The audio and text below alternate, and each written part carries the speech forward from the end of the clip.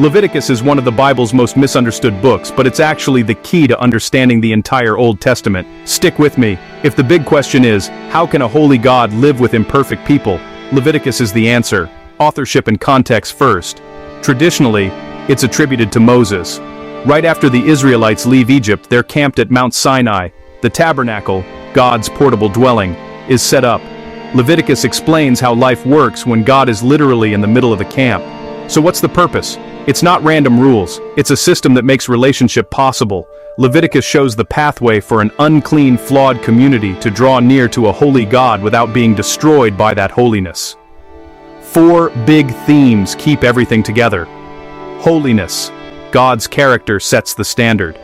Sacrifice, tangible symbols of confession, gratitude, and restoration.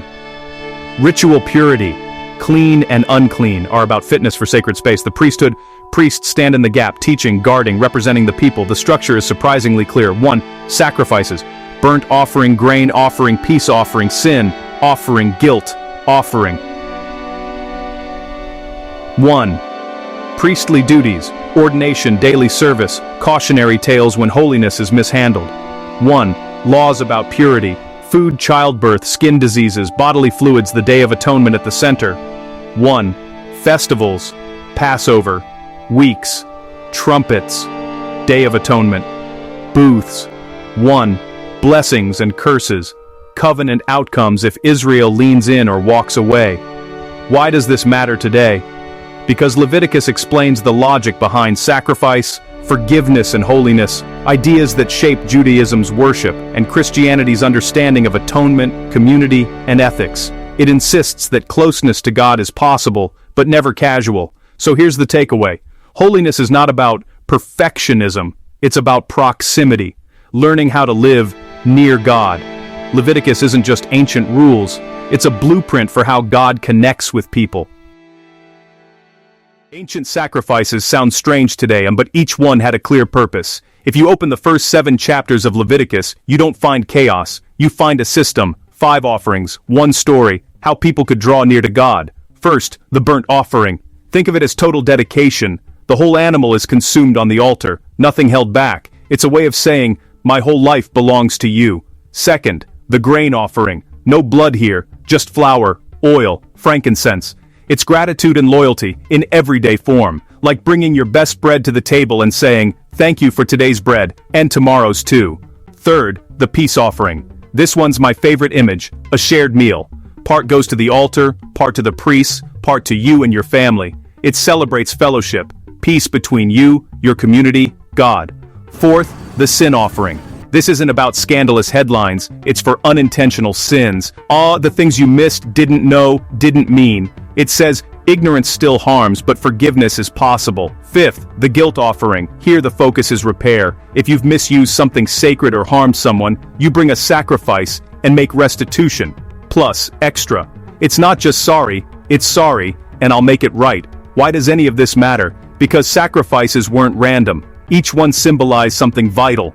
Dedication, gratitude, fellowship, forgiveness, repair.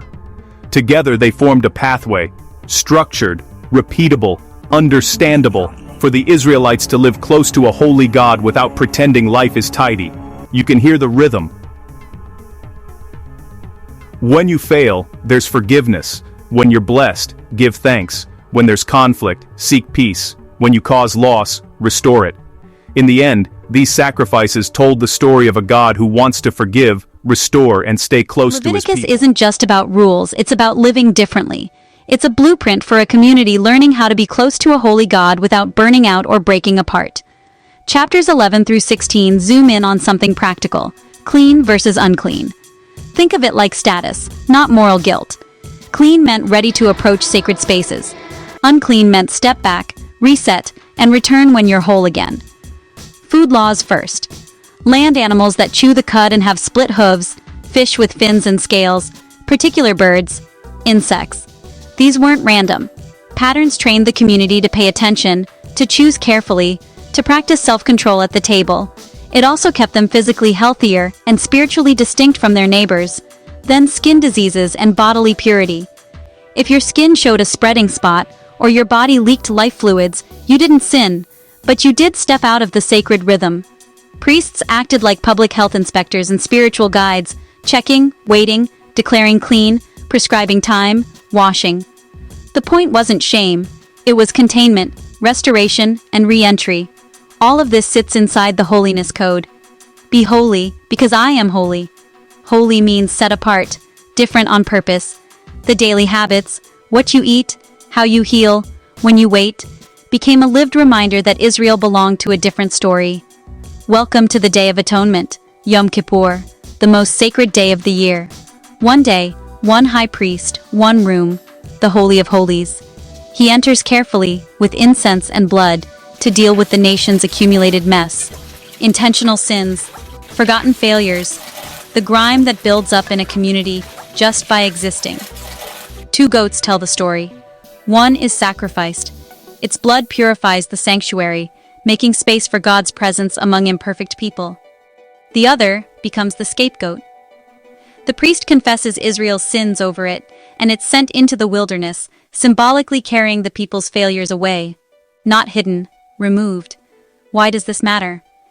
Because Yom Kippur becomes the foundation for later hopes of ultimate forgiveness. Guilt can be covered, impurity can be cleansed, and a whole nation can start fresh. So Leviticus 11-16 isn't obsession with rules, it's a rhythm of renewal. Clean and unclean teach attention. Holiness teaches identity. And the Day of Atonement teaches that mercy has a method. This section shows how God made a way for a broken people to be spiritually renewed every year. Leviticus ends by showing what a holy life actually looks like. Leviticus 17:20. Holiness in daily life. I see a picture of justice that starts small and ripples outward. Leave grain at the edges of your field so the poor can eat. Don't squeeze every drop of profit. Honor your parents. Respect elders. Wisdom is a community asset. Tell the truth. Don't cheat with weights or words. Pay fairly. Reject idolatry. Don't bow to what your hands make. And guard intimacy. Sexual ethics protect dignity, family, and the vulnerable. Leviticus 19-18. The famous command. Love your neighbor as yourself. No grudges, no vengeance. Active care for the stranger. Active care for the worker. Active care for the disabled. Active care for the poor. Holiness looks like love in motion. Leviticus 23. The sacred calendar. Passover and unleavened bread, remember rescue. First fruits, gratitude at the first harvest. Pentecost, celebrate provision. Trumpets, wake up the soul. Day of Atonement, fast, confess, reset. Tabernacles, live in tents for a week to remember your pilgrims and God provides. These festivals stitch time to meaning and identity. Leviticus 25, the Jubilee imagination. Every 7th year the land rests. Every 50th year, Jubilee, slaves freed, debts canceled, land restored to families. People aren't property, land isn't a god, productivity isn't your worth. Freedom, rest, return. Leviticus 26, blessings and curses. If you walk this path, peace in the land, abundant harvests, God's presence near. If you rebel, scarcity, anxiety, exile. Not random lightning bolts, consequences that mirror the choices of a community.